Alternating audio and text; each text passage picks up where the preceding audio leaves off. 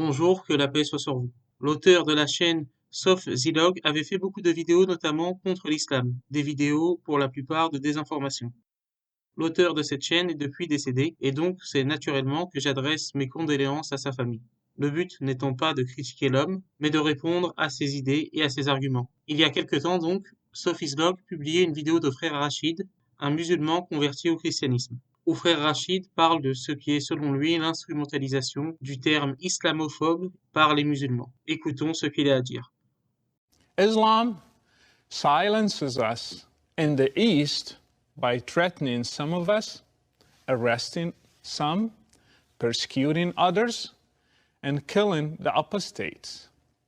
But in the West, Islam is trying to silence us using this weird term, Islamophobia. Muslims are people. Islam is an ideology. Criticizing and hating Islam does not mean hating Muslims. My parents are Muslims. Many of my family members are Muslims. I love them and respect them. But still, I criticize Islam without confusing the two. We should differentiate between them. If there is a phobia, it exists in Muslim countries, which are afraid of freedom, afraid of a bunch of Christians meeting in a house to pray, afraid of people eating publicly in Ramadan, afraid of a woman uncovering her hair. Those who keep preaching to us about Islamophobia should preach it to Saudi Arabia, who is afraid of a woman driving her car and afraid of a blogger who was blogging about freedom.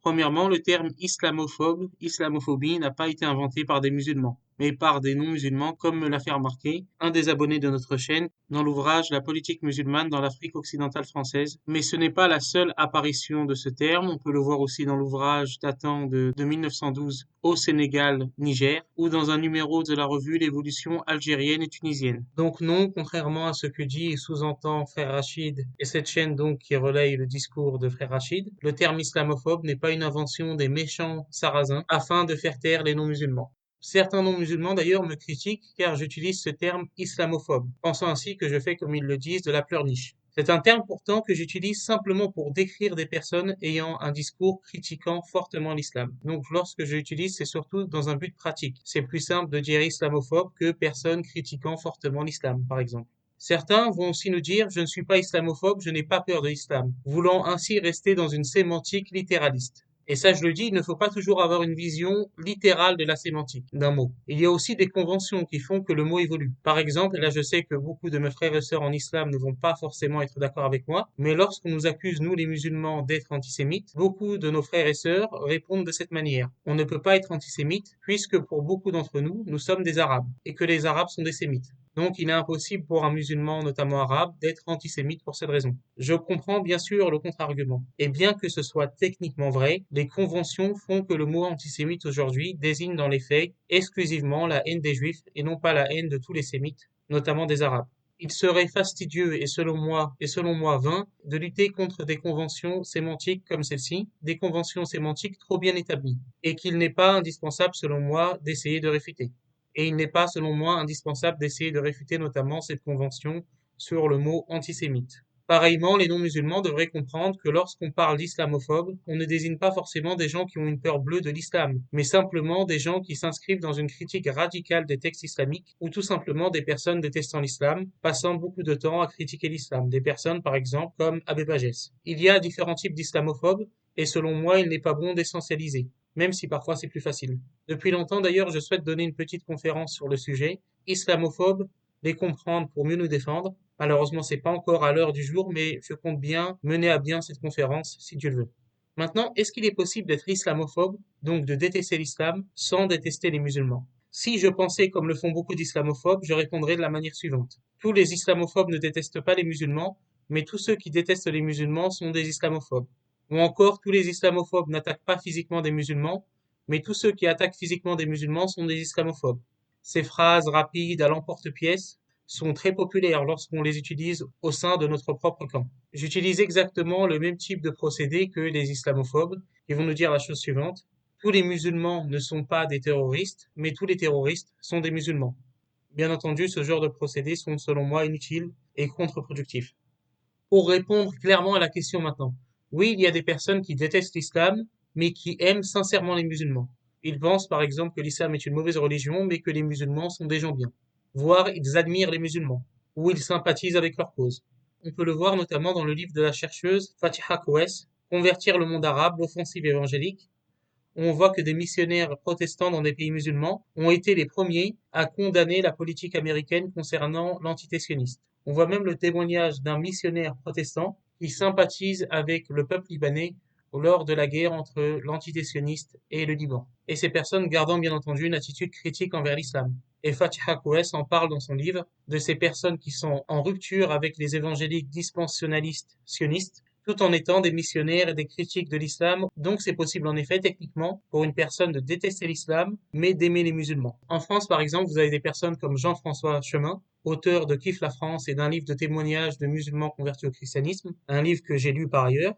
Cet homme est une sorte de missionnaire catholique que je mets dans la catégorie des islamophobes, mais qui m'a l'air d'être quelqu'un qui aime sincèrement les musulmans. Cela n'enlève pas le fait qu'il ait tort sur l'islam, mais je ne peux pas, en tout cas je pense, lui enlever sa sincérité concernant son amour pour les musulmans, qu'il a côtoyé par ailleurs en tant que professeur en ZEP. Il est donc possible de critiquer, détester une religion, une idéologie, sans détester pour autant ses adeptes. Un exemple, je suis moi-même un anticommuniste, primaire, secondaire et tertiaire, pour reprendre les termes d'un certain homme politique français. Pourtant, j'ai de la sympathie pour ces petits vieux de 70, 80 ans, communistes dès leur adolescence, qui au moins, eux, croyaient encore en quelque chose à leur époque. Comme il est possible d'avoir une critique radicale du christianisme, voire de détester les dogmes du christianisme, tout en aimant les chrétiens. Ce qui fait par exemple que certains chrétiens vont m'appeler un christianophobe, parce que j'ai une critique forte des dogmes du christianisme, mais pourtant j'aime les chrétiens. Donc oui, il est possible de détester l'islam sans détester pour autant les musulmans. Cependant, je vais nuancer ici. Il y a quand même une communauté de pensée entre des personnes qui sont anti-musulmanes et des personnes qui ont une islamophobie entre guillemets parfois savante, avec je mets 1000 guillemets derrière. En effet, la ligne est mince entre celui qui déteste l'islam, qui n'aime pas l'islam, qui critique l'islam, mais qui aime réellement les musulmans, et celui qui est clairement anti-musulman. Pour illustrer la perméabilité entre ces deux catégories, les islamophobes qui aiment les musulmans et les islamophobes qui sont clairement anti-musulmans, qui détestent autant l'islam que les musulmans, je vais vous donner un exemple, celui d'Alex Blagojevic. Alex Blagojevic, que certains connaissent peut-être, qui est un pasteur protestant, évangélique, et qui explique qu'une personne de son pays d'origine, je crois qu'il est serbe, le contacte en lui disant c'est superbe ce que tu fais, moi aussi je déteste les musulmans. Et là, Alex Blagojevic, médusé, raconte en fait qu'il a répondu à la personne, tu m'aimes pour les mauvaises raisons, parce que moi j'aime réellement les musulmans. Je déteste l'islam, mais j'aime réellement les musulmans. Je n'ai plus l'extrait où il dit cela, il faudrait que je le retrouve, c'est pour ça que je ne pourrais pas l'inclure dans cette vidéo, mais c'est révélateur.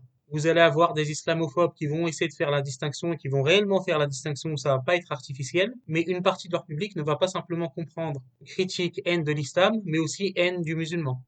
Aussi, autant il y a des musulmans comme moi qui vont avoir une critique forte du christianisme, mais qui vont aimer les chrétiens et vouloir le bien pour les chrétiens, et qui ne vont pas vouloir restreindre la liberté de culte des chrétiens, notamment en France. Vous n'allez pas avoir de musulmans qui vont militer pour que le crucifix soit interdit dans les lieux publics. Par contre, vous allez avoir des islamophobes qui vont se dire islamophobes tout en aimant les musulmans, qui vont militer pour la restriction de la liberté de culte des musulmans.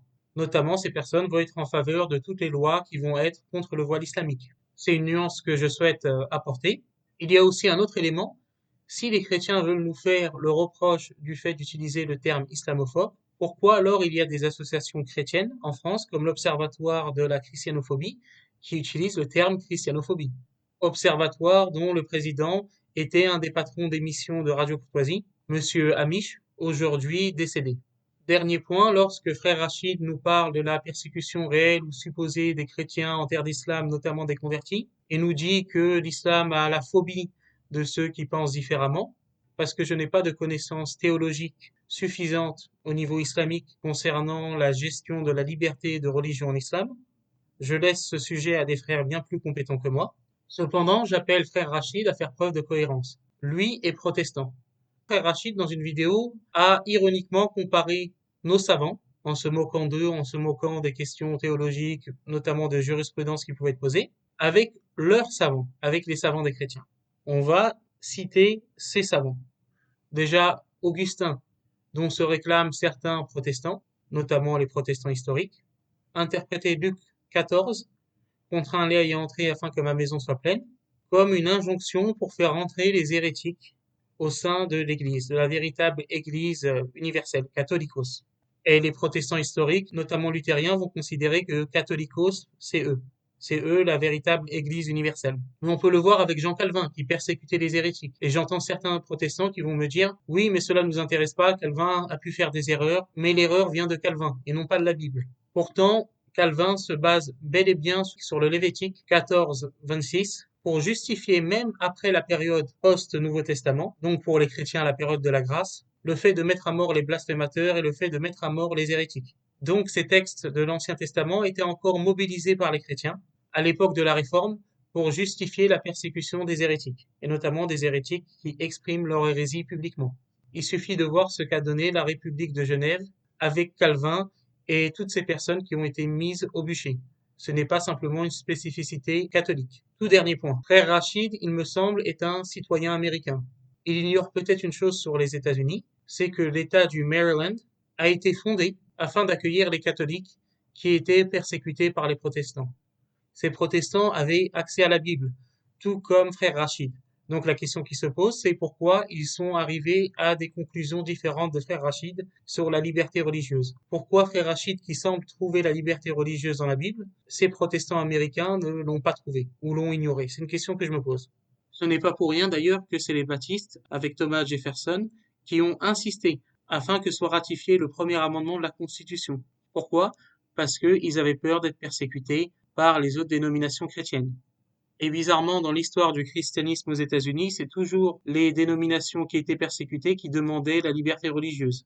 Jamais les dénominations qui étaient pleinement établies et qui donc n'avaient pas besoin de cette liberté religieuse. Pourtant, toutes ces dénominations protestantes lisaient la même Bible. Je ferai probablement une vidéo où je m'adresserai sur ces points à frère Rachid, une vidéo que je ferai en anglais si Dieu le veut. En attendant, merci pour votre attention, que Dieu vous bénisse et que Dieu vous garde.